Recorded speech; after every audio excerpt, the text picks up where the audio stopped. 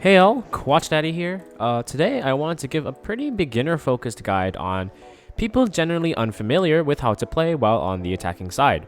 While defending is rather intuitive for most, I find that many players will find themselves struggling to know what to do on the attack, and with good reason. In the current state of the meta, almost all of the agents in the game definitely excel in their ability to defend and hold down sites rather than apply pressure and push. Combine this with the current power of the operator and lack of true offensive utility to counter it properly, and you end up with the feeling that essentially all of the maps in the game are defender-sided. If you share this sentiment, it honestly makes quite a bit of sense. With this in mind, I wanted to give you guys a small guide on some basic strategies so you can have a better idea of how to approach the attacking side. If you haven't just yet, I'd also love if you'd like and subscribe, as it really helps support the channel so I can bring more content like this to you guys. As an overview, we should set the stage of how to attack in Valorant and what the win conditions are of the attacking side. Attackers will win by planting the spike and defending it until it explodes, and killing all of the defenders in the game. Adapting these strategies to the situation that you face in your game will be very critical to your development as a player and being able to recognize what to do in what situations. Attacking strategies in Valorant can vary depending on a lot of different factors in the game, and by learning how your enemies will defend sites and finding the main weaknesses in their defense, you will find your way to success.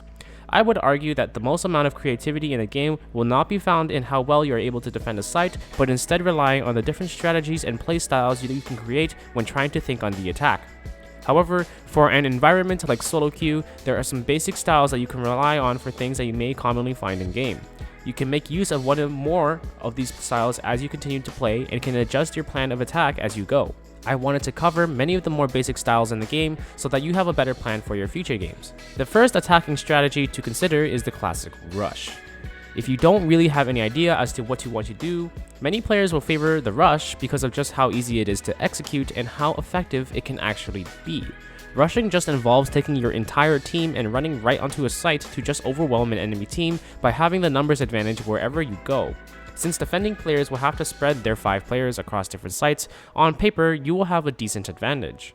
Rushing is a hard commit as well, so regardless of whether or not the enemies has smokes or defensive tools, you will still have to rush through them. Although rushes may sound good to you when I explain it like this, the game isn't that simple. It's not always about simply picking the right spot and rushing in with the boys, as fun as that may sound. Agents in Valorant, at least in the current state of the game, are much stronger defensively than they are offensively, and this means that there's going to usually be something that's capable to stop a rush in its tracks.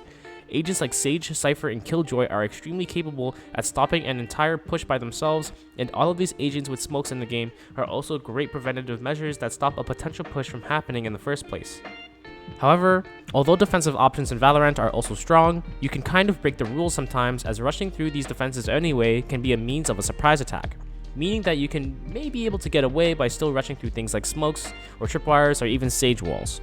When rushing in this manner, you have to remember that you go as a team or else it doesn't work. Another similar alternative to rushing is performing a split push onto a site. Usually, when you rush onto a site, you will send everyone all together through one entrance onto that site. However, by running a split, you can still be able to commit to a push and or more easily break onto a site by overwhelming defending players by your engagement from multiple angles. In addition to simply rushing in, there are other, slower versions of site takes that players like to rely on, the first one being to play off of contact. It's essentially still a full commit to a site, but the main difference this has over a normal rush or split take would be that you don't fully commit to an engage until you know everyone's location is revealed, or that you have made contact with one of the enemy players. Once that engage is taken, everyone can then follow up, and then hopefully you'll be able to break onto site. Knowing the turning point as to when to fully commit to a contact play is something that will take a lot of practice, as it definitely won't work every time, especially if the enemy is able to rotate quickly and or get a read on where your team generally is. Another way to strategically plan out and engage onto a site is to plan out what is called a set take or an execute. Basically, this involves you and your team planning out exactly how you're going to take on a site, typically using all your abilities at once to overwhelm the enemy and ensure that you're able to get a safe plant. Since the abilities of Valorant are strong in their ability to close off angles and also prevent counterplay a lot of the time, strong set takes with your teammates are generally going to secure some fairly strong engages onto site and usually will allow you to transition into a post-plant scenario. You can also plan out engages onto sites in a way that isn't a set take, but the strength of this is that your team will also be ready as they can be and to take onto the site, and everyone will be burning through their utility at the exact predetermined time on the clock, with the precise abilities being used and in which positions to just absolutely ensure that the play is correct. The last basic plan of attack is a relatively passive one, and this is playing for picks. This essentially means that you're going to spread your team relatively far across the map, looking for individual engagements and trying to kill off members of the enemy team, which is in the name playing for picks. When you do this, you actually put a lot of pressure on the enemy team on multiple places on the map, which is important for confusing the enemy as to where you may be. Playing for picks is a strategy that's typically done when it's harder to simply bust onto a site using one of the other methods I've listed already, or if you're clearly stronger than your enemy during the round and have no need to push up. Generally speaking, if you know that your loadout is stronger than your enemies, then it is in your best interest to play slow and to force the enemy defenders to push up, as you know that you are able to get away with it anyway and win most gunfights simply by holding angles and making the defenders peek. In addition to this, playing for picks positions your team in a well-rounded position and allows them to be able to rotate to different parts of the map as needed. One main thing to consider when playing for picks is what happens when you guys actually get a pick. The two main options for this are to generally push off the pick, which means that you use a temporary weakness in the enemy defense to break through and get onto site, or you play for the rotate, which means that you can take it a little bit slower, accommodate for the person that has to rotate from the other site onto the person that was just picked, and then push onto the other site for free. This decision will be made generally on a case-by-case basis. This actually ties into one thing that is a similar strategy to playing for picks, which is playing default.